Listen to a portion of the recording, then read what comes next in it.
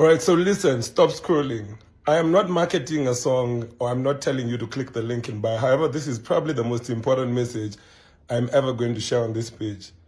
To Kokadi. I hope you've heard about that. Kama hujasikiza unasikiza hapa. 2027 is here. And the most important thing I can ask you to do right now is to get a voter's card and prepare to vote in 2027.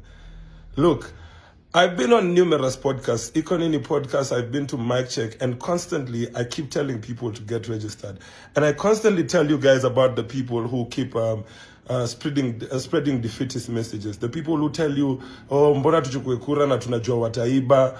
Oh, hii stuff I make sense. Mnajua tu hasi watapiga, hasi watalipa sijui nani na nani.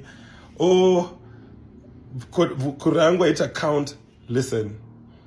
The only thing you can do at this moment in time is your civic duty. And your civic duty entails one thing.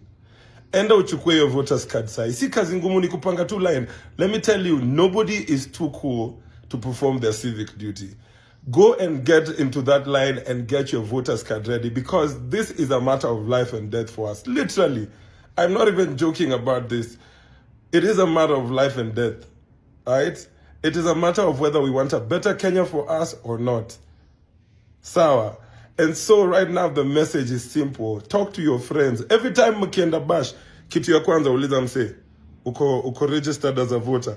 Ukianza talking stage na ode mama ochali muuliza, uko registered as a voter. Ukikatia mse mahali popote, uko registered as a voter. Mkienda event, uko registered as a voter. Ukienda kwa club, unaenda kununua shots, unauliza bartender, are you registered as a voter? Right? Ukiona mse anakuambia ufanye kitu yoyote, ukienda kwa mse wako asmoky, ukienda kwa your barber, kwa your person at the salon, are you registered as a voter? Because tuko na shughuli fulani hapa mbele na inahitaji mbogi. Inahitaji mbogi kubwa manze.